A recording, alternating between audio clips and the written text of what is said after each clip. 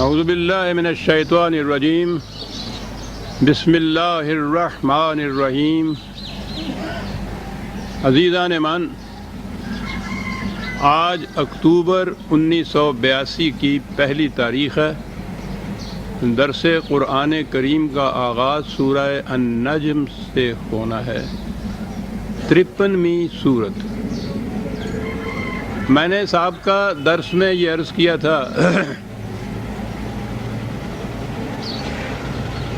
کہ اس سورت کا تعلق نبی اکرم صلی اللہ علیہ وسلم کے واقعہ معراج سے بتایا جاتا ہے، اور میں نے عرض کیا تھا کہ میں اس سورت تک آنے سے پہلے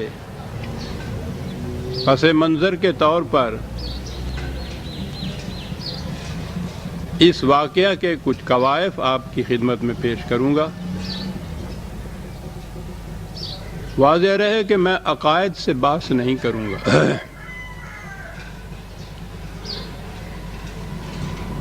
میں صرف واقعات تک محدود رہوں گا۔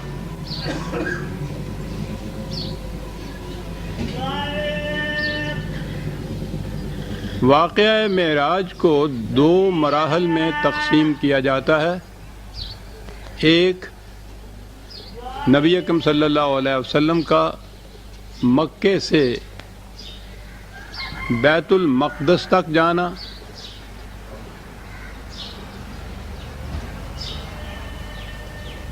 اور دوسرا مرحلہ بیت المقدس سے آسمانوں پہ جا کر اللہ تعالیٰ سے ملاقات کرنا، پھر اسی طرح سے واپسی وہیں بیت المقدس میں، اور وہاں سے پھر واپس مکہ شریف میں تشریف لانا۔ جہاں تک پہلے مرحلہ کا تعلق ہے، وہ اس کی تائید میں سورہ بنی اسرائیل یا سورہ اسراء کی پہلی آیت پیش کی جاتی ہے، جس میں کہا گیا ہے کہ سبحان الذی اسریٰ بعبدہ لیلا من المسجد الحرام الی المسجد الاقصی، اور آگے بھی آیت۔ پاک عام ترجمہ کیا جاتا ہے، پاک ہے وہ ذات جو اپنے بندے کو راتوں رات مسجد حرام سے مسجد اقصی کی طرف یا مسجد اقصی تک لے گئی۔ گویا یہ پہلا مرحلہ ہوا۔ مسجد حرام سے مراد کعبہ یا مکہ شریف، مسجد اقصی سے مراد بیت المقدس لیا جاتا ہے، یعنی مسجد سے مراد عبادت گاہ، ٹھیک ہے، لیا جا سکتا ہے۔ یہودیوں کی عبادت گاہ جو یروشلم میں بیت المقدس جسے کہتے ہیں، وہاں واقع تھی۔ یہودیوں، جس زمانے میں یہودیوں کی اپنی مملکت تھی، وہ ان کا وطن تھا، تو وہاں ان کا ہیکل تھا، ہیکل سلیمانی عام طور پہ جسے کہتے ہیں، بہت اہم مرکز تھا ان کا، اور ان کی عبادت گاہ تھی۔ تو گویا کہا گیا کہ قرآن کریم میں یہ جو مسجد اقصی کہا ہے، اس سے مراد بیت المقدس کا وہ ہیکل ہے، یا خود بیت المقدس ہی ہے، کہ عبادت گاہ وہاں یہودیوں کی تھی۔ تو اس سے مکے سے وہاں تک کا جو جانا ہے، یہ مراد ہے اس آیت کے مطابق۔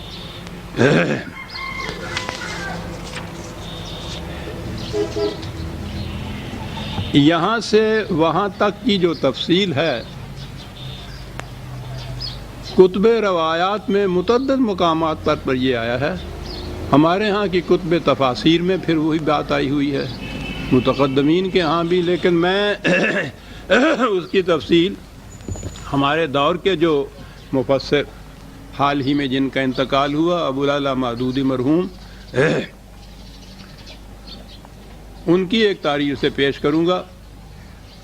اس لیے کہ متقدمین کی چیزیں پیش کی جاتی ہیں تو کہا جاتا ہے کہ ان میں بعض چیزیں اس دور سے متعلق بھی تھیں، یا بعض ان کے خیالات بھی تھے۔ یہ ہمارے دور کے ہیں، اور ان کے متعلق ان کا یہ دعویٰ ہے کہ میں ہر حدیث کو تسلیم نہیں کرتا، بلکہ جسے میں خود اپنے معیار کے مطابق جانچ پرکھ کر صحیح سمجھتا ہوں، اسے ہی لیتا ہوں۔ اور پھر اس دور میں انہیں عام طور پہ روشن خیال بھی سمجھا جاتا ہے۔ بہرحال میں ان سے یہ لے رہا ہوں اور یہ ان کے خیالات نہیں ہیں، یہ تمام چیزیں کتب روایات میں آئی ہوئی ہیں۔ پیش میں اس لیے کر رہا ہوں کہ اس کے بغیر یہ پس منظر جو میں نے عرض کیا ہے وہ سامنے نہیں آ سکتا۔ انہوں نے لکھا یہ ہے، یہ ان کی تقریر تھی جو ترجمان القرآن میں شائع ہوئی تھی اگست 1951 کے ترجمان القرآن میں۔ انہوں نے لکھا ہے کہ حضرت محمد صلی اللہ علیہ وسلم کو پیغمبری کے منصب پر سرفراز ہوئے 12 سال گزر چکے تھے، 52 برس کی عمر تھی، حرم کعبہ میں سو رہے تھے، یکا یک جبرائیل فرشتے نے آ کر آپ کو جگایا، نیم خفتہ و نیم بیدار حالت میں اٹھا کر آپ کو زمزم کے پاس لے گئے، سینہ چاک کیا، زمزم کے پانی سے اسے دھویا، پھر اسے علم اور بردباری اور دانائی اور ایمان و یقین سے بھر دیا۔ میں یہ چیزیں پیش ہی کیے جاؤں گا، اس پہ کوئی تبصرہ نہیں کروں گا۔ اس کے بعد آپ کی سواری کے لیے ایک جانور پیش کیا جس کا رنگ سفید اور قد خچر سے کچھ چھوٹا تھا، برق کی رفتار سے چلتا تھا اور اسی مناسبت سے اس کا نام براق تھا۔ پہلے انبیاء بھی اس نوعیت کے سفر میں اسی سواری پر جایا کرتے تھے۔ جب آپ سوار ہونے لگے تو وہ چمکا۔ جبرائیل نے تھپکی دے کر کہا کہ دیکھ کیا کرتا ہے، آج تک محمد صلی اللہ علیہ وسلم سے بڑی شخصیت کا کوئی انسان تجھ پر سوار نہیں ہوا ہے۔ پھر آپ اس پر سوار ہوئے اور جبریل آپ کے ساتھ چلے۔ پہلی منزل مدینہ تھی، جہاں اتر کر آپ نے نماز پڑھی۔ جبرائیل نے کہا اس جگہ آپ ہجرت کر کے آئیں گے۔ دوسری منزل طور سینا کی تھی، جہاں خدا حضرت موسیٰ علیہ السلام سے ہم کلام ہوا تھا۔ تیسری منزل بیت لحم کی تھی، جہاں حضرت عیسیٰ علیہ السلام پیدا ہوئے۔ چوتھی منزل بیت المقدس تھا، جہاں براق کا سفر ختم ہوا۔ بیت المقدس پہنچ کر آپ براق سے اتر گئے اور اسی مقام پر اسے باندھ دیا جہاں پہلے انبیاء اس کو باندھا کرتے تھے۔ ہیکل سلیمانی میں داخل ہوئے تو ان سب پیغمبروں کو موجود پایا جو ابتدائے آفرینش سے اس وقت تک دنیا میں پیدا ہوئے تھے۔ آپ کے پہنچتے ہی نماز کے لیے صفیں بند گئیں۔ سب منتظر تھے کہ امامت کے لیے کون بڑھتا ہے۔ جبرائیل نے آپ کا ہاتھ پکڑ کر آگے بڑھا دیا اور آپ نے سب کو نماز پڑھائی۔ پھر آپ کے سامنے 3 پیالے پیش کیے گئے، ایک میں پانی، دوسرے میں دودھ، تیسرے میں شراب۔ آپ نے دودھ کا پیالہ اٹھا لیا۔ جبرائیل نے مبارکباد دی کہ آپ فطرت کی راہ پا گئے۔ اس کے بعد ایک سیڑھی آپ کے سامنے پیش کی گئی اور جبرائیل اس کے ذریعے سے آپ کو آسمان کی طرف لے چلے۔ عربی زبان میں سیڑھی کو معراج کہتے ہیں اور اسی مناسبت سے یہ سارا واقعہ معراج کے نام سے مشہور ہوا۔ تو گویا پہلی چیز جو انہوں نے یہ کہی کہ یہ وہاں بیت المقدس میں حضور پہنچے تو وہاں ہیکل سلیمانی میں داخل ہوئے اور وہاں نماز پڑھی۔ گویا وہاں یہ ہیکل سلیمانی یا یہ جو وہاں کا عبادت گاہ تھی یہودیوں کی، یہ وہاں موجود تھی اور وہاں حضور داخل ہوئے اور وہاں آپ نے نماز پڑھی۔ یہ چیز ذرا غور سے، میں نے عرض کیا کہ میں قوائف عرض کروں گا، واقعات پیش کروں گا، بڑے غور سے ان کو سنیے گا، جی چاہے تو نوٹ بھی کرتے چلے جائیے گا۔ ابھی انہوں نے یہ کہا ہے کہ حضور بیت المقدس میں جا کر ہیکل سلیمانی کی مسجد میں داخل ہوئے اور وہیں آپ نے نماز پڑھی۔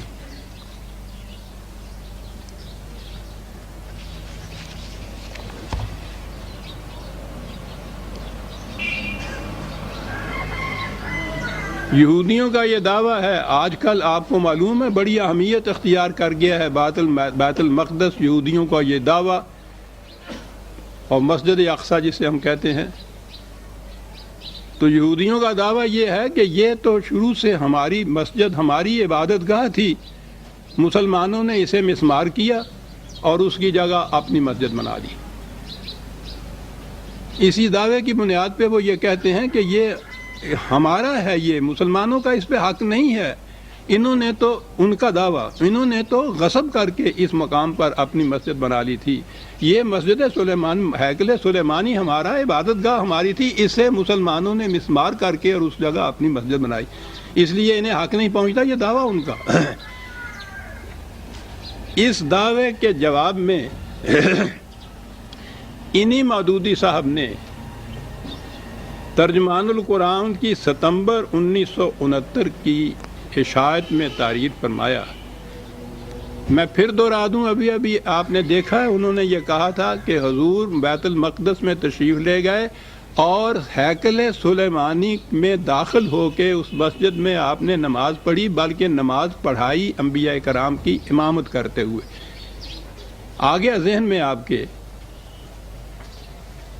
یہودیوں نے جب یہ دعویٰ کیا کہ یہاں تو ہماری مسجد تھی، ہیکل سلیمانی تھی، مسلمانوں نے مسمار کیا، اس کے جواب میں انہوں نے 1970 میں یہ لکھا کہ یہودیوں کے معبد ہیکل سلیمانی کے متعلق یہ بات تاریخ سے ثابت ہے کہ سن 70 ہجری میں بالکل مسمار کر دیا گیا تھا۔ گویا 70، معاف رکھیے گا میں نے ہجری غلط کہہ دیا، سن 70 عیسوی میں رومنز نے آ کر آخری تباہی جو ہے یہودیوں کی، وہ رومنز کے ہاتھوں ہوئی سی سن 70 عیسوی میں، اور انہوں نے آ کے ان کی اینٹ سے اینٹ بجا دی تھی، معبد یا ہیکل وغیرہ جو تھا وہ کھنڈرات میں تبدیل ہو گیا تھا، اور ان کو وہاں سے نکال دیا گیا تھا۔ سن 70 عیسوی میں رومنز نے یہ کیا تھا، اور اس کے بعد اس مقام پہ انہوں نے قبضہ کیا، اور وہاں پھر عیسائی جو تھے، عیسائیوں کا معبد، عیسائیوں کی کا وہ ہیکل، کلیسا، ہیکل تو یہودی کہتے تھے، کلیسا ان کا یہ مرکز بن گیا عیسائیوں کا سن 70 عیسوی کے بعد، اور وہاں سے انہوں نے نام و نشان مٹا دیا یہودیوں کی پہلی سابقہ عمارات کا بھی، معابد کا بھی، ہیکل کا بھی کوئی چیز باقی نہیں تھی۔ سن 70 عیسوی کے بعد نبی اکرم صلی اللہ علیہ وسلم تو 6 صدی عیسوی کے اندر تشریف لائے نا، مبعوث ہوئے ہیں۔ 70 عیسوی میں یہ کیفیت وہاں ہو گئی تھی اس معبد کی یا اس مسجد کی۔ ابھی انہوں نے یہ لکھا ہے کہ حضور وہاں گئے اور اس مسجد میں داخل ہوئے اور وہاں نماز پڑھی۔ کہتے ہیں کہ یہودیوں کے معبد ہیکل سلیمانی کے متعلق یہ بات تاریخ سے ثابت ہے کہ اسے سن 70 عیسوی میں بالکل مسمار کر دیا گیا تھا، اور حضرت عمر کے زمانے میں جب بیت المقدس فتح ہوا اس وقت یہاں یہودیوں کا کوئی معبد نہیں تھا۔ حضرت عمر رضی اللہ تعالیٰ عنہ کے زمانے میں بھی کوئی معبد نہیں تھا، تو نبی اکرم صلی اللہ علیہ وسلم کے زمانے میں تو معبد ہو ہی نہیں سکتا۔ وہ تو سن 70 عیسوی میں 600 سال پہلے کی بات ہے، مسمار کر دیا گیا تھا، کھنڈرات تھے اس کے۔ میں انہی کی سند سے، میں بعد میں عرض کروں گا تاریخ اس کی، لیکن میں انہی کی سند سے یہ پیش کر رہا ہوں کہ ابھی انہوں نے کہا ہے کہ حضور وہاں اس ہیکل سلیمانی کی مسجد میں تشریف لے گئے، وہاں نماز پڑھی۔ ابھی یہ کہتے ہیں کہ یہاں حضور کا زمانہ تو ایک طرف، حضرت عمر کے زمانے میں بھی وہاں کوئی معبد نہیں تھا۔ معاف رکھیے گا، گلا خراب ہے۔ وہ اس سے بہت پہلے مسمار ہو چکا تھا، کھنڈر پڑے ہوئے تھے، اس لیے یہاں مسجد اقصی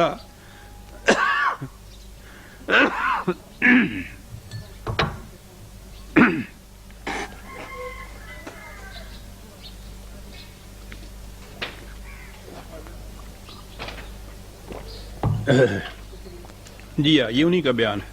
اس لیے یہاں مسجد اقصی اور قبہ صخرہ کی تعمیر کے بارے میں کوئی یہودی یہ الزام نہیں لگا سکتا کہ ان کے کسی معبد کو توڑ کر مسلمانوں نے یہ مساجد بنائی تھیں۔ بالکل ٹھیک، وہاں تھا ہی نہیں یہ،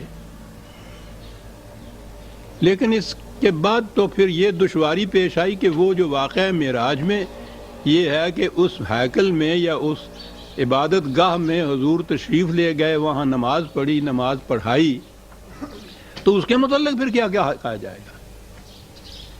یہ ستمبر 69 میں ترجمان القرآن میں یہ لکھا گیا یہودیوں کے اس دعوے کے جواب میں۔ اسی ستمبر 1969 میں ان کے درس میں ایک نے سوال کیا کہ یہ جو مسجد اقصی کے متعلق احادیث میں آیا ہے کہ حضور تشریف لے گئے اور وہ وہاں ہے، اس کی کیا کیفیت ہے؟ وہی مہینہ ہے، وہی سال ہے؟ پوچھا یہ گیا تھا کہ وہ قبلہ اول کس طرح سے ہے؟ ہم کہتے ہیں نا کہ وہ قبلہ اول ہے مسلمانوں کا، سوال یہ کیا گیا تھا۔ فرمایا آپ نے، مودودی مرحوم کی بات ہے، یہ قبلہ اول اس لیے ہے کہ حضور اور آپ کے ساتھی پہلے اسی طرف رخ کر کے نماز پڑھا کرتے تھے۔ یہ ایک دوسری بات آ گئی ہے، وہ میں پہلے کئی دفعہ عرض کر چکا ہوں، اس کے متعلق بھی۔ جب تحویل قبلہ کا حکم آ گیا تو اس کی وہ اہمیت نہ رہی، یعنی پہلے حضور بیت المقدس کی طرف رخ کر کے نماز پڑھتے تھے، پھر جب قبلے کے بدلنے کا حکم آ گیا تو کعبے کی طرف آپ نے یہ رخ کیا۔ میں نے لکھا ہے اپنے ہاں تشریح کے ساتھ کہ یہ روایات وضعی ہیں۔ حضور پہلے دن سے کعبہ ہی کی طرف رخ کرتے تھے کہ وہی بیت اللہ تھا، وہی ملت ابراہیمی کے آپ پیراو تھے، اور وہ تو معبد حضرت ابراہیم علیہ السلام کا تاریخ اولا بیت وضع للناس تھا، پہلا ہی وہی تھا۔ بہرحال وہ دوسری بات ہے۔ جب تحویل قبلہ کا حکم آ گیا تو اس کی وہ اہمیت نہ رہی، لیکن قبلہ اول ہونے کی حیثیت سے مسلمانوں کے لیے یہ عبادت گاہ ہمیشہ ہمیشہ کے لیے مقدس اور محترم قرار پائی۔ وہ عبادت گاہ پھر کہا یہاں۔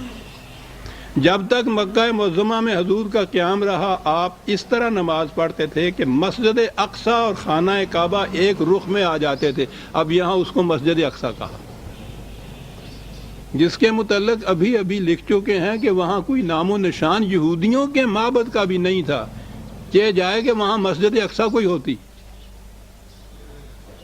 ابھی یہ کہہ رہے ہیں کہ حضور جب تک مکہ میں تھے تو آپ اس طرح سے نماز پڑھتے تھے کہ مسجد اقصی یعنی وہی بیت المقدس والی اور خانہ کعبہ ایک رخ میں آ جاتے تھے، لیکن مدینے میں یہ التزام ممکن نہ رہا کیونکہ اب ان عبادت گاہوں کے رخ مختلف سمتوں میں پڑ جاتے تھے، تو گویا وہاں مسجد اقصی بتائی اور عبادت گاہ بتائی۔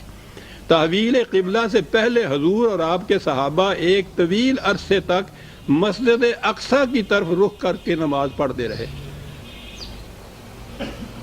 کہاں تھی وہ مسجد اقصی؟ خود پہلے کہہ چکے ہیں کہ مسجد اقصی مسلمانوں کی مسجد تو ایک طرف رہی، یہودیوں کا وہاں ہیکل، ان کا معبد بھی وہاں نہیں تھا، اس کا نام و نشان تک نہیں تھا، کھنڈرات تھے وہاں۔ تو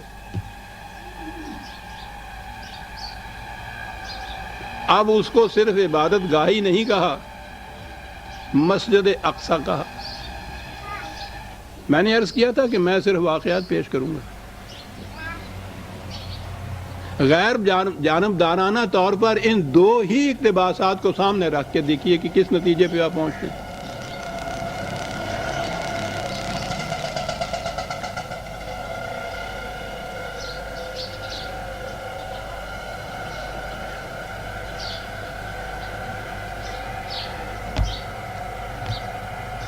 اب وہ جو یہودیوں کا وہ دعویٰ ہے، اعتراض ہے کہ یہاں ہمارا پہلے معبد تھا، ہیکل سلیمانی تھا، اس کی جگہ مسلمانوں یہ مسجد بنا دی، تو تسلیم کر دیا کہ وہاں تھا، وہ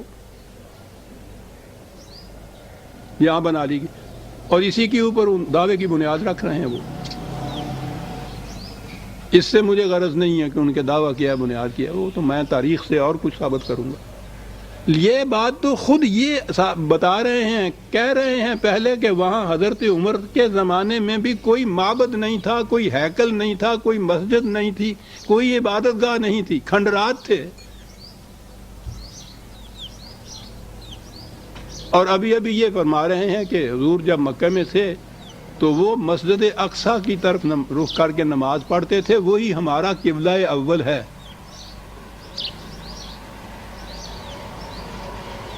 تو گویا وہ جو قرآن کریم میں یہ میں نے جو ابھی سورہ بنی اسرائیل کی پہلی آیت ابھی پیش کی کہ پاک ہے وہ ذات جو اپنے بندے کو راتوں رات مسجد حرام سے مسجد اقصی کی طرف لے گئی، تو مسجد اقصی جو ہے وہ اب بتایا کہ یہ وہ تھی جو بیت المقدس ہے، جہاں ابھی اسی سانس میں، اسی مہینے میں، اسی سال میں یہ کہہ رہے ہیں اپنے پرچے میں کہ وہاں کوئی عبادت گاہ نہیں تھی، وہاں کوئی ہیکل نہیں تھا، وہاں کوئی یہودیوں کی مسجد نہیں تھی۔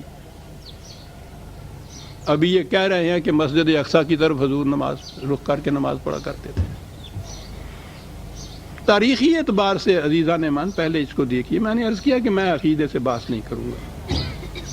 کس نتیجے پہ پہنچے گا آدمی؟ ایک ہی شخص ہے آپ کے ہاں کا۔ پہلے انہوں نے بتایا وہ جو حضور کی تشریف براری تھی مکے سے، وہاں کہا کہ حضور بیت المقدس میں پہنچے، ہیکل سلیمانی میں داخل ہوئے، مسجد سلیمانی میں، وہاں حضور نے نماز پڑھی، انبیاء کرام کی امامت کرائی، وہاں یہ چیز ہو گئی کہ وہاں ایک مسجد تھی، ہیکل سلیمانی تھا، عبادت گاہ تھی یہودیوں کی، اس سے یہ چیز بتایا۔ یہ حضور کی نبوت کا 12ویں سال کا ساون 52 کا واقعہ بتا دیا۔ اس کے بعد یہ چیز خود ہی بتا دی کہ وہاں کوئی ہیکل نہیں تھا، وہاں کوئی عبادت گاہ نہیں تھی، وہاں کوئی معبد نہیں تھا، وہ تو کھنڈرات پڑے ہوئے تھے، وہاں نام و نشان تک نہیں تھا۔ دوسرا بیان یہ آ گیا۔ تیسرا یہ بیان آ گیا کہ مسجد اقصی وہاں موجود تھی، اور حضور اور صحابہ مدینے کی پوری زندگی میں اور مکے کی پوری زندگی میں اور پھر مدینے کی ابتدائی زندگی میں بھی اس مسجد اقصی کی طرف رخ کر کے نماز پڑھا کرتے تھے۔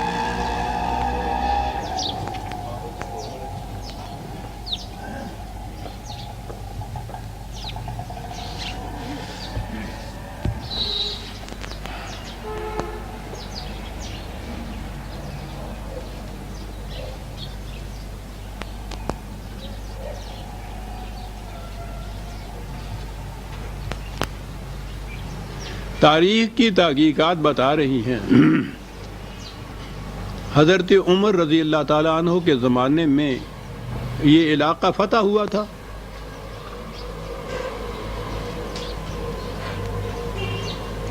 بیت المقدس میں عیسائیوں کا مرکزی کلیسا تھا۔ یروشلم تو آپ جانتے ہیں ان کے نزدیک کتنی اہمیت رکھتا، ان کا مرکزی مذہبی یروشلم رہا ہے۔ بیت المقدس کے اندر ان کا سب سے بڑا ٹیمپل کلیسا وہ تھا۔ آپ کی تمام تاریخیں متفق ہیں، اور آپ ہی کی نہیں ہیں، غیر مسلموں کی تاریخیں بھی اس پہ اتفاق کرتی ہیں کہ جب یہ علاقہ فتح ہوا حضرت عمر رضی اللہ تعالیٰ عنہ کے زمانے میں، تو وہ جو وہاں کا بطریق تھا، اسقف بلکہ تھا، لارڈ پادری جسے کہتے ہیں، اس نے یہ کہا کہ یہ جو فتح نامہ کے اوپر یا جو ٹریٹی ہوگی ہم میں اور مسلمانوں میں، آپ کا سربراہ مملکت خود تشریف لائے تو میں اس کے ساتھ یہ ٹریٹی کروں گا۔ چنانچہ آپ تشریف لے گئے۔ یہ جو آپ کا سفر ہے مدینہ سے یروشلم کا، اس کی بڑی تفاصیل ہماری تاریخ کی کتابوں میں موجود ہے۔ منزل بمنزل کس طرح سے آپ گئے تھے، کیا انداز تھا، اور میں اس تفصیل میں نہیں جاتا۔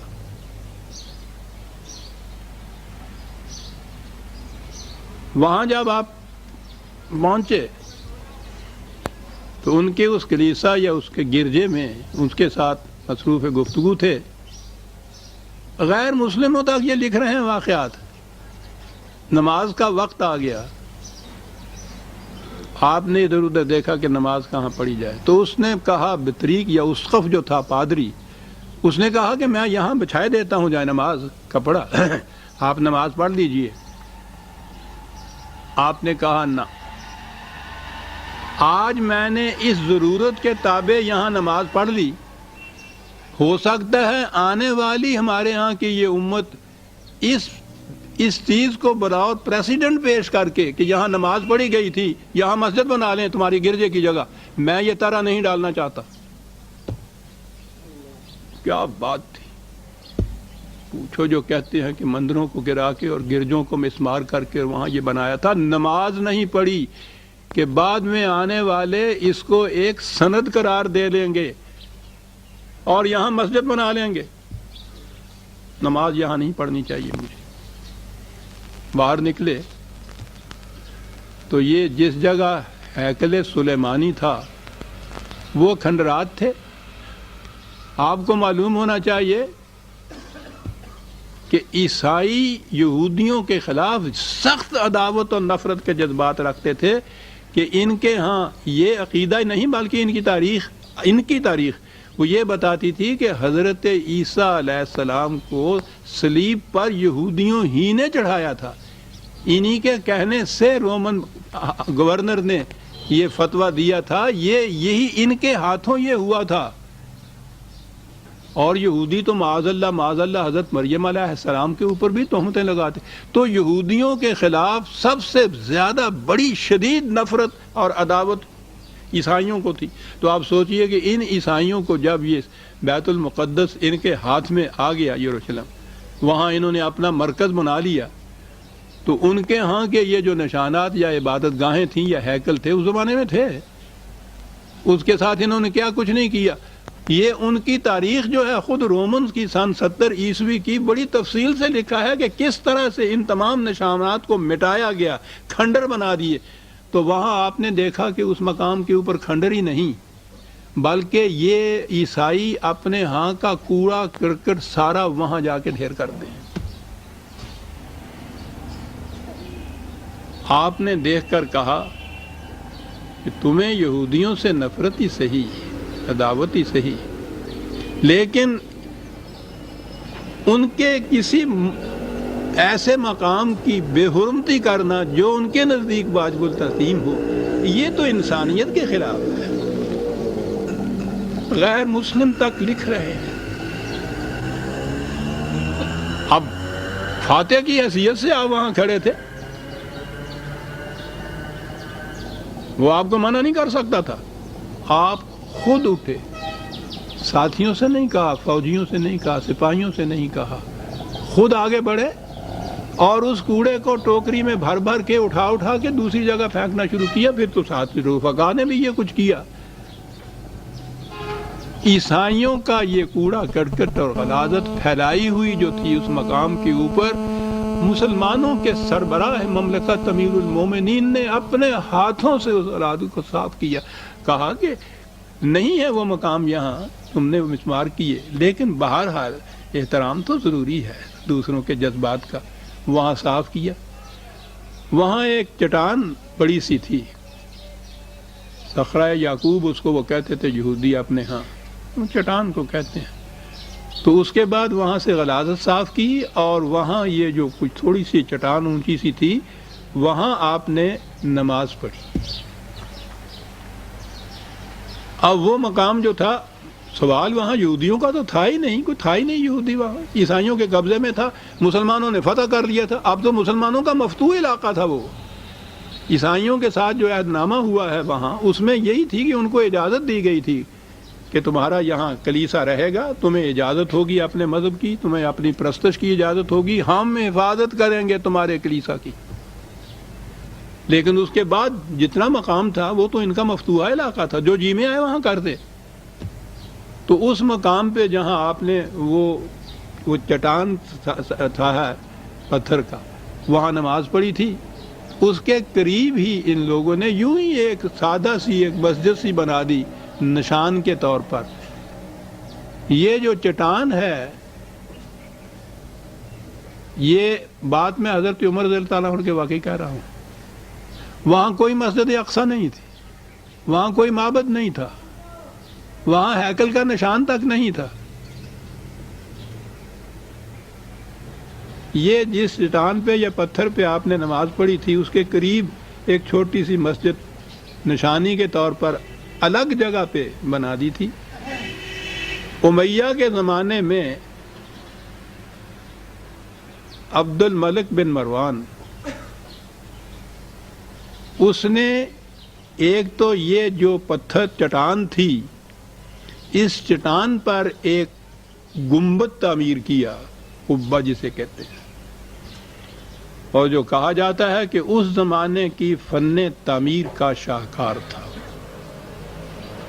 یہ آپ جو پڑھ رہے ہیں نا آج کل،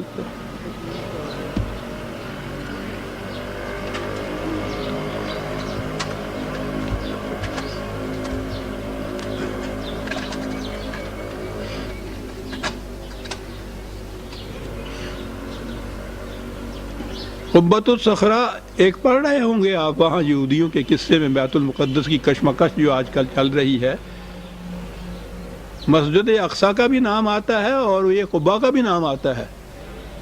تو یہ وہ ہے جو عبد الملک نے، اموی خلیفہ نے، اس چٹان کے اوپر گنبد سا بنایا ہوا ہے، اور اس نے پھر اس کے ساتھ ایک بڑی عظیم الشان مسجد تعمیر کی۔ یہ مسجد جو تھی مکے سے بھی دور، مدینے سے بھی دور، حتیٰ کہ ان کا اپنا دارالحکومت دمشق جو تھا امویوں کا، اس سے بھی دور تھی۔ عربی زبان میں جو چیز دور یا بہت دور ہوتی ہے اسے اقصیٰ کہتے ہیں۔ چنانچہ ان کے ہاں یہ مسجد جو مروان نے بنوائی تھی سن 72 ہجری میں، غور فرمایا آپ نے، سن 72 ہجری میں، امیہ کے زمانے میں مروان کی بنائی ہوئی گنبد، قبے کے اوپر اس نے چٹان پہ بنایا قبۃ الصخرہ، اور یہ مسجد بنائی، اور اس مسجد کو پہلی بار مسجد اقصیٰ کہا اس اعتبار سے کہ یہ ان تمام مقامات سے بہت دور جگہ ایک مسجد بنی ہوئی تھی۔ اقصیٰ کے معنی ہی ہے بہت دور جگہ۔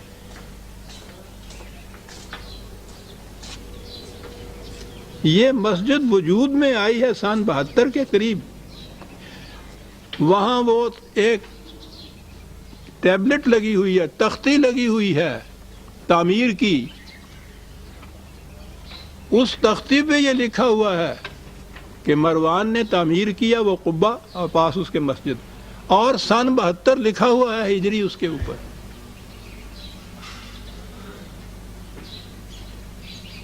اس کا نام ہے مسجد اقصیٰ۔ یہودیوں کا تو دعویٰ اس لیے باطل ہے کہ خود ان کی تاریخ میں یہ ہے کہ سن 70 کی جو تباہی رومنز کے ہاتھوں ان کی ہوئی تھی، انہوں نے وہاں اینٹ سے اینٹ بجا دی تھی، کوئی نشان نہیں خالی چھوڑا تھا۔ عیسائیوں کے زمانے میں تو یہودیوں کو وہاں جانے کی اجازت بھی نہیں تھی۔ اجازت کیا، یہ خود ڈر کے مارے وہاں نہیں جا سکتے تھے کہ وہاں جائیں گے تو قتل کر دیے جائیں گے۔ یہودیوں کو تو اتنی، عیسائیوں کو تو اتنی نفرت۔ مسلمانوں نے ان کو اجازت دی تھی اس بات کی کہ تمہارے ان مقامات کے کھنڈر ہی صحیح وہاں تمہارے نزدیک اگر وہ واجب الاحترام ہیں تو ٹھیک ہے، تم سال میں ایک مرتبہ جو بھی تمہارا وہ ایک مقدس دن آتا ہے اس دن وہاں جا کے ان مقامات کی زیارت کریا کرو۔ آپ کو پتہ ہے کہ یہ ویلنگ وار ایک یہ ہے دیوار گریہ، وہاں ایک کوئی چھوٹی سی دیوار ایک باقی تھی، تو یہ ہر سال وہاں جا کر وہاں روتے تھے، چیختے تھے اور کہتے تھے کہ ہمارے یہ اتنے باعظمت نشانات اور معبدیں اور عبادت گاہیں یہ تباہ ہو گئیں۔ یہ الگ بات ہے کہ ان کے اندر وہ سیاست ایسی تھی کہ انہوں نے اس چنگاری کو زندہ رکھا کہ ایک دن یہاں ہم آ کر آباد ہوں گے، یہ ان کا فکرہ چلا آ رہا تھا۔ یہ ایک دوسری کہانی آ جائے گی جو میں عرض کروں گا تاریخی اعتبار سے، کہ یہ جو آج فتنہ اس طرح سے ایک لاوا کی اور آتش فشاں پہاڑ کی شکل اختیار کر گیا ہے، اس کی چنگاریاں اس زمانے میں تھی، اور یہ مسلمانوں نے اجازت دی تھی ان کی کہ وہاں جائیں۔ وہاں جا کے یہ اپنے ہاں روتے تھے دیوار گریہ کے سامنے، اور ان کے ہاں یہ پیٹ سیٹ دعا ہے کہ یہ ہم سے چھن گئی ہوئی ہیں، ہم یہاں آ کر آباد ہوں گے۔ یہ صدیوں سے یہ چیز وہاں دیوار گریا کے سامنے یہ کرتے تھے اور کوئی نشان وہاں نہیں تھا.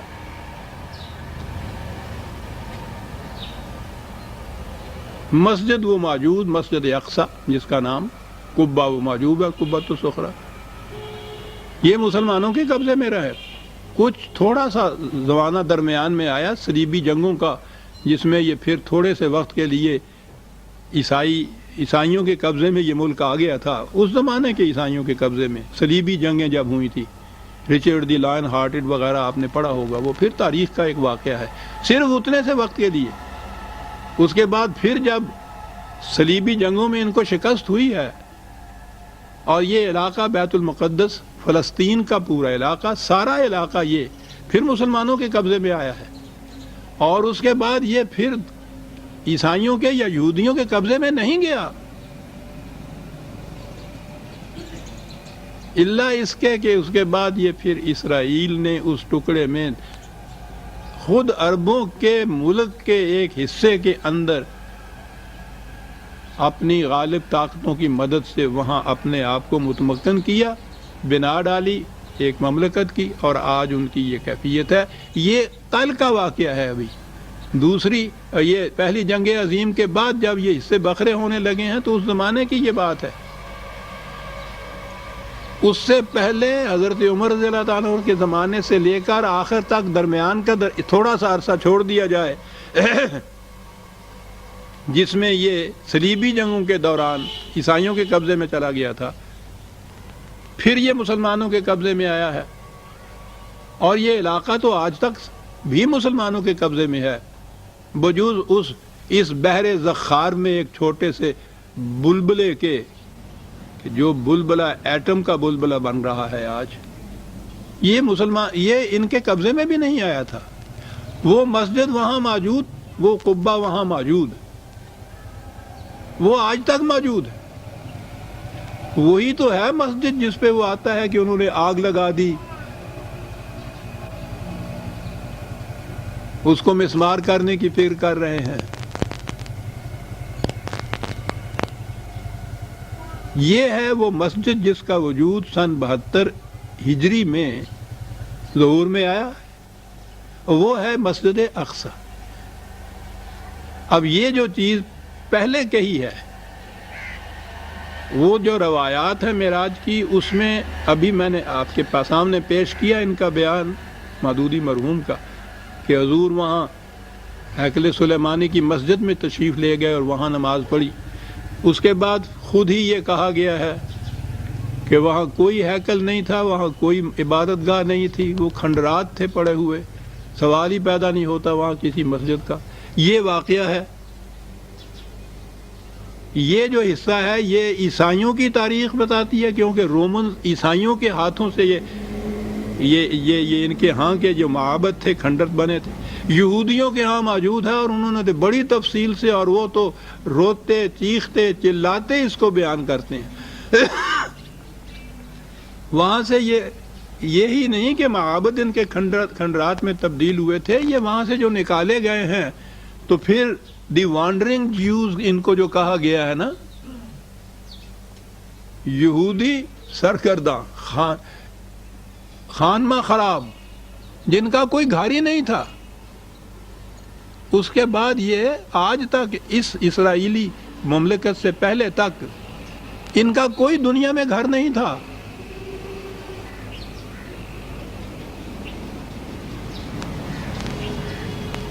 تو وہاں تو یہ کچھ تھا ہی نہیں. مسجد اقصی تو سن 72 میں وجود میں آئی، امویوں کے زمانے میں وہ موجود ہے مسجد اقصی. اب ہمارے ہاں جب یہ اس آیہ جلیلہ کو یہ لیتے ہیں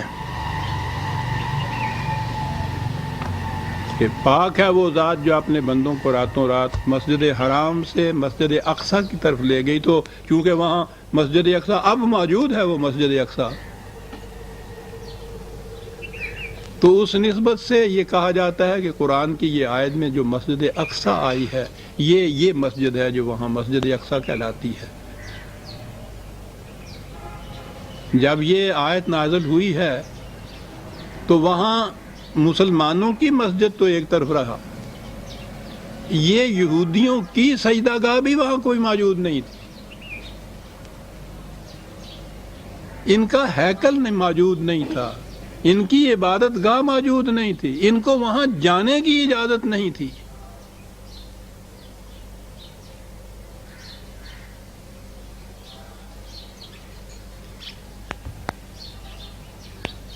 تاریخ کے ان قوائف کی روح سے عزیزان من، اس آیہ جلیلہ میں مسجد اقصیٰ سے، اور یہ مسجد اقصیٰ جو بیت المقدس میں ہے، وہ مراد لینا صحیح نہیں ہو سکتی۔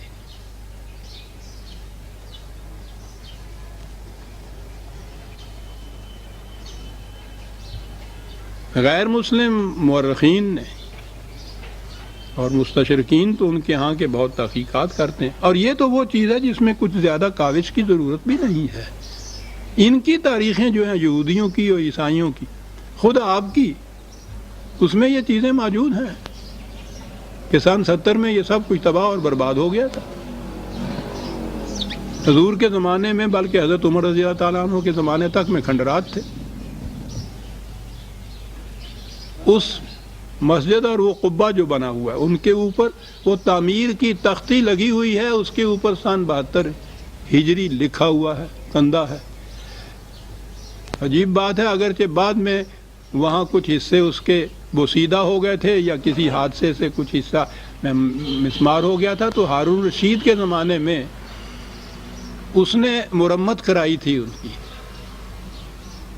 لیکن یہ اتفاق کہیے یا کوئی صاحب ہوا کاریگروں کا، مرمت کی انہوں نے اچھی خاصی، لیکن وہ جو تعمیر کی تختی تھی پہلی اوریجنل 72 والی وہ ویسی کی ویسی رہی، وہ اب بھی ویسی کی ویسی ہے وہاں۔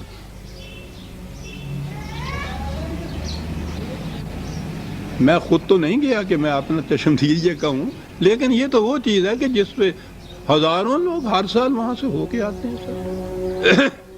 اس کی تفصیل لکھی ہوئی ہے، بڑی تفاصیل سے، ان علاقوں کی متعلق تو بہت کچھ سیاحتوں میں لکھا گیا ہے نا، یہ موجود ہے۔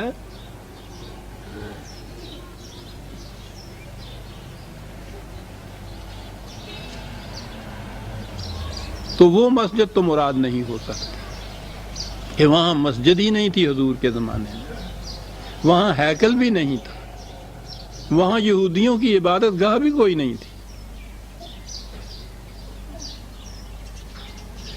تو سوال پیدا یہ ہوتا ہے کہ اس آیہ جلیلہ میں پھر یہ جو چیز ہے کہ پاک ہے وہ ذات جو اپنے بندے کو راتوں رات مسجد حرام سے، مکے سے مسجد اقصیٰ کی طرف لے گئی۔ آج جب میں پھر نہیں ہو تو بنی اسرائیل کی سورہ اسراء تو بہت پہلے درس میں آ چکی ہوئی ہے، وہاں یہ آگے یہ ہے کہ وہاں جا کے ہم پھر اپنی وہ بلند ترین عظیم ترین نشانیاں دکھائیں جن کے لیے یہ پہلے تیاریاں ہو رہی تھیں مکے کے اندر، اور آگے یہ ہے اس قسم کی نشانیاں جیسے حضرت موسیٰ علیہ السلام کو مصر سے ہجرت کرنے کے بعد سینا کی وادیوں میں اور فلسطین کے علاقوں میں دکھائی گئیں۔ اس قسم کی بے دست و پا، ذلیل و خوار، مظلوم و مقہور قوم بنی اسرائیل کو مملکت کا مالک بنایا گیا، تمکن عطا کیا گیا، اور پھر یہ ہزاروں سال تک کہیے، اور جو ہے شوکت سلیمانی اور ہیکل داؤدی جو ہے وہ تو دنیا کی تاریخ کے اندر بے نظیر ہے، وہ چیز عطا ہوئی۔ ان چیزوں کو خدا نے اپنی نشانیاں قرار دیا ہے، یہ دکھایا جیسا ہم نے موسیٰ کو، ایسا کچھ دکھانے کے لیے ہم اپنے بندے کو مکے سے مسجد اقصیٰ کی طرف لے گئے۔ کہاں لے گئے؟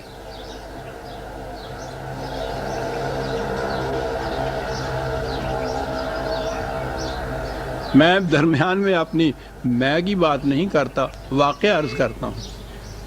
مدتوں تک اس کے اوپر میں تحقیق کرتا رہا، کاوش کرتا رہا، میں نے یہ بات لکھی کہ یہ آیت یہ تو نبی اکرم صلی اللہ علیہ وسلم کی ہجرت سے متعلق ہے، جو حضور نے مکے سے مدینہ کی طرف ہجرت کی تھی راتوں رات۔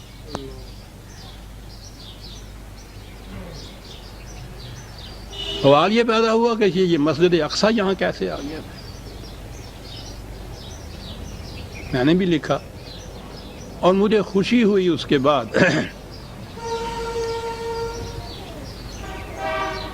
ایک بہت بڑے علامہ، اور عجیب بات کہ وہ بہت بڑے اہل حدیث تھے، علامہ عنایت اللہ عصری وزیر آبادی گجرات میں جو رہتے، 2-3 سال ہوئے ان کا انتقال ہوا ہے۔ میں نے بہت پہلے یہ چیز لکھی تھی، انہیں لکھا تو وہ بہت خوش ہوئے تھے۔ یاد رکھیے وہ بہت بڑے اہل حدیثوں کے امام تھے، انہوں نے احادیث کی روح سے یہ ثابت کیا کہ جو میں نے لکھا ہے وہ صحیح ہے، یہ آیت ہجرت سے متعلق ہے، اور وہ لائے ان چیزوں کو۔ پھر کہا یہ جو اقصی ہے، قصوہ ہے، دور کی بات جسے آپ کہتے ہیں، پہلی چیز یہ ہے کہ مکے سے مدینے کا اس دور میں اب بھی وہ فاصلہ کچھ کم نہیں، قریباً 300 میل کا فاصلہ، تو وہ تو اقصی تھا، بہت دور، وہ اتنا دور کہ جس اونٹ یا اونٹنی پہ نبی اکرم صلی اللہ علیہ وسلم نے ہجرت میں سفر فرمایا تھا، اس کا نام ہی قصوہ ہے۔ اقصی کی طرف لے جانے والی اونٹنی۔ نبی اکرم صلی اللہ علیہ وسلم کی ہجرت سے پہلے مدینے میں مساجد موجود تھی، وہاں نماز پڑھی جاتی تھی، وہاں جمعہ پڑھایا اور پڑھا جاتا تھا۔ جس مقام پر حضور نے پہلے مسجد قباء میں جا کے فروکش حضور ہوئے ہیں عارضی طور پر، وہاں بھی وہاں نماز ہوتی تھی، وہاں اجتماع ہوتا تھا مسلمانوں کا۔ جہاں مسجد نبوی کی تعمیر ہوئی ہے یہاں بھی نماز ہوتی تھی۔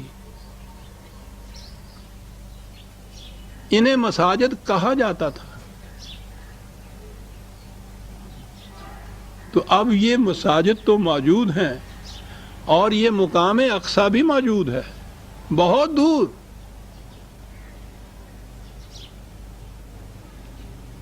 اور یہ سبحان اللہ جی، جو سبحانہ کا لفظ قرآن میں آتا ہے وہ تو کوئی بڑی عظیم چیز ہوتی ہے، جس کو بیان کرنے سے پہلے یہ آتا ہے کہ وہ ہے جس کو یہ قدرت بھی حاصل ہے، یہ معنی ہوتے ہیں اس کے،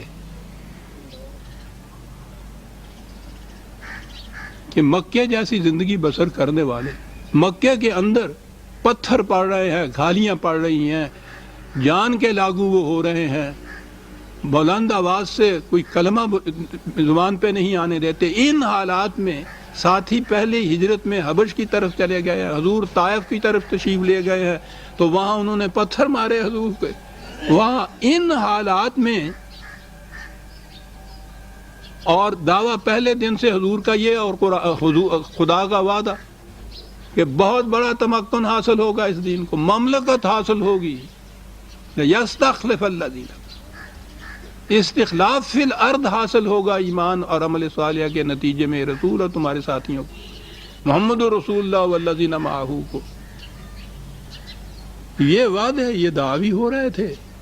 مکے کی زندگی اس قسم کی تھی، تو یہ جو کچھ کہا جا رہا ہے یہ ہے نا وہ آیات کبریٰ، کہ اب ان آیات کبریٰ کو دکھانے کے لیے ضروری ہو گیا کہ جیسے موسیٰ علیہ السلام نے ساتھیوں کے ساتھ مصر سے ہجرت کی تھی سینا کی طرف، قرآن میں یہ اگلی آیت کا اگلا حصہ یہ ہے، اسی طرح سے اس مقام سے ہجرت کی جائے گی ایک ایسے مقام کی طرف دور، اور وہاں ہی اس کو وہ مسجد کہنا۔ میں کہتا ہوں یہ تو عجیب بات ہے کہ وہاں مساجد موجود بھی تھیں، نہ بھی ہوتی میں کہہ رہا ہوں تو جہاں جا کے مسجد کے معنی اس قسم کی عمارت ہی نہیں ہے، وہ سینٹر ہے، وہ مرکز ہے جہاں سے خدا کی حاکمیت کی آواز بلند ہونی ہے، وہاں جہاں خدا کے اس نظام اور اس قانون نے نافذ ہونا ہے، جس مقام سے بھی ہو، خواہ عمارت وہاں نہ بھی ہو، وہ مسجد ہے جہاں ہم اس کے قانون کے سامنے سر تسلیم خم کرتے ہیں۔ حضور نے جو فرمایا تھا، اور حضور کی اس قسم کی احادیث تو موتیوں کی طرح چمکتی ہیں کہ میری امت کے لیے پورا کرۂ ارض مسجد ہے۔ جہاں بھی کوئی ایک عبد مومن ہے اور وہ خدا کے قانون کے سامنے سر جھکاتا ہے، وہ مسجد ہے اسلام کی روح سے، عمارت وہاں ہو یا نہ ہو۔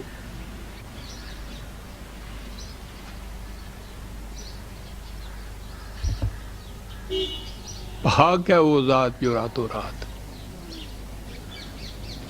مسجد حرام سے دور کی جگہ جہاں مسجد ہے بھی اور جسے اب مسجد بننا ہے، وہاں لے گئی، چاہ کے وہ نشانیاں جو ابھی تک زیر نقاب تھیں، جو ابھی تک چھپی ہوئی تھیں، وہ حقیقت منتظر جو تھی وہ لباس مجاز میں نظر آ جائے، لے گیا وہ عبد اپنے کو وہاں راتوں رات۔ اور اگلی بات سنی عزیزان ایمان، ہماری تاریخوں کے اندر خود مدینے کا ایک نام مسجد اقصی ہے، اس کے بعد اور کچھ کہنے کی مجھے ضرورت ہی نہیں۔ میں نے جب یہ لکھا تھا کہ اس سے مراد ہجرت ہے اور مدینہ ہے، مجھے اعتراف ہے اس چیز کا کہ یہ بات اس وقت میرے علم میں نہیں تھی کہ خود مدینے کے مختلف نام ہیں، مدینے کے احتراماً نام رکھے ہوئے ہیں، تبرکاً نام رکھے ہوئے ہیں، تعظیماً نام رکھے، ان میں مدینے کا ایک نام خود مسجد اقصی مدینے کا نام ہے، ہماری تاریخوں میں موجود ہے۔ میں نے عرض کیا ہے نا کہ یہ چیز جو اس وقت تک میرے علم میں نہیں آئی تھی، یہ بات کی بات ہے۔ مجھے خوشی ہوئی کہ میں نے قرآن کی کاوش اور تاریخ سے میں جس نتیجے پہ پہنچا تھا اس کی تائید تاریخ کر رہی ہے، اس کی تائید پھر یہ احادیث اور روایات کر رہی ہیں کہ مدینے کے اندر یہ مساجد موجود تھیں، وہاں نماز ہوتی تھی، وہاں خطبے ہوتے تھے، اور یہ چیز کہ خود اسی جہت سے مدینے کا نام مسجد اقصی ہے۔ تو یہ آیت جو ہے جس سے دلیل لائی جاتی ہے کہ حضور مکہ سے اس طرح، جس طرح سے ابھی میں نے یہ پڑھ کے سنائی ہے تفصیل آپ کو مودودی مرحوم کی زبان میں، کہ اس طرح سے آپ وہاں براق پہ تشریف لے گئے، وہاں اس طرح سے نماز ہوئی، یہ سارا وہ مسجد اقصی تھی ہی نہیں۔ وہاں اس آیہ جلیلہ میں جو مسجد اقصی ہے یہ وہاں کی کسی عبادت گاہ کو کہا ہی نہیں گیا، وہاں یہ ان کی عبادت گاہ تھی ہی نہیں یہودیوں کی۔ اس کی تو حالت جو میں نے عرض کی ہے، کھنڈرات، اور کھنڈرات بھی اس قسم کے عیسائیوں کے تسلط میں یہودیوں کو جانے تک کی اجازت نہیں، وہاں یہ ان مقامات کے کھنڈرات پہ کوڑا کرکٹ پھینکا کرتے تھے، صاف کیا حضرت عمر نے جا کے۔ مسجد وہاں بنی سن 72 ہجری میں، اور یہ چیز جو تھی کہ یہاں مساجد بھی تھیں اور خود مدینے کا ایک نام مسجد اقصی بھی ہے، یہ ہمارے یہاں موجود ہے۔ اب اس کی روشنی میں وہ آیت صاف ہو گئی، بڑی قوتوں کا مالک ہے وہ، مکے جیسی زندگی میں کہ جہاں مفتوح، مغلوب، مقہور، ہر قسم کی شدائد اور مصائب اور تکالیف برداشت کرنے کی بات، رہنے تک کا ٹھکانہ نہیں، گھر بار نہیں، سب کچھ ہی نہ ہوا، ان حالات میں سے ایک اپنے بندے کو وہ نکالتا ہے، اور وہ راتوں رات نکالتا ہے اس کو، لے جاتا ہے اس مقام کے اوپر بہت دور کہ جس نے مرکز بننا تھا قوانین خدا، جس نے سجدہ گاہ بننا تھا اس کے بعد نظام خدا بندی کا، جہاں مساجد موجود تھیں، اور اس اعتبار سے جس شہر کا ایک نام مسجد اقصی تھا۔ مکے سے چلو تو وہ شہر ہی ایک آتا ہے، اس کے بعد تو یہ مدینہ۔ اب بھی وہاں عرب کے اندر، اس علاقے کے اندر، حالانکہ یہ بڑا متمدن اور بڑا دارالحکومت اور اس کا مقامات ہیں، وہاں شہر اب بھی وہی 2-3 ہی ہیں، اور نامور شہر تو اس زمانے کے اندر سمجھیے یہ 2 ہی تھے، مکہ اور مدینہ. اور مدینہ جو تھا مکے سے اتنی دور واقع ہوا تھا، وہ تو اقصیٰ تھا ہی. قرآن نے سورہ انفال میں جہاں جنگ بدر کا ذکر آیا ہے، وہاں یہ اس مقام کو، بدر کے مقام کو مکے سے اقصیٰ خود کہا ہے، دور.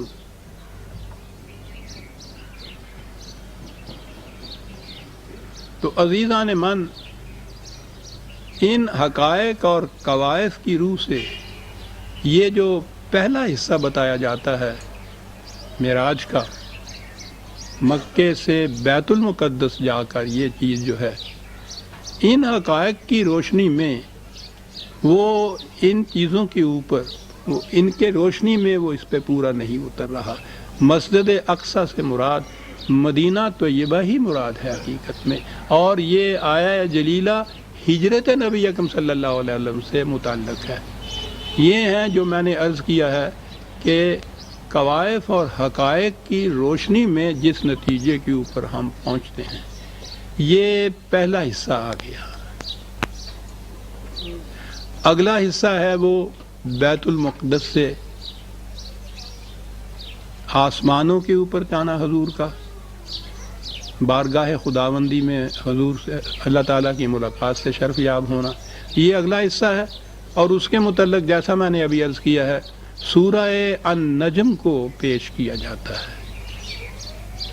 اب اس دوسرے حصے کے متعلق میں آئندہ درس میں انشاءاللہ عرض کروں گا، کیونکہ آج کا تو وقت اسی میں ختم ہو گیا ہے کہ سورہ والنجم جو ہے اس میں کیا کہا گیا ہے، اور یہ جو واقعہ ہے آسمانوں کی طرف جانے کا، حقائق کی روشنی میں یہ کس طرح سے ہوتا ہے. پھر میں عرض کر دوں کہ مجھے عقائد سے باس نہیں، حقائق سے صرف باس ہے. میرا خیال ہے کہ اتنے حصے کے متعلق تو آپ احباب نے کچھ اپنے ذہن میں یا اپنے کاغذوں میں یہ نوٹ کر لیا ہوگا کہ یہ ہیں وہ واقعات، یہ ہیں وہ کڑیاں. ان کو ملانے کے بعد آپ دیکھیے کس نتیجے پہ انسان پہنچتا ہے. ربنا تقبل منا انکا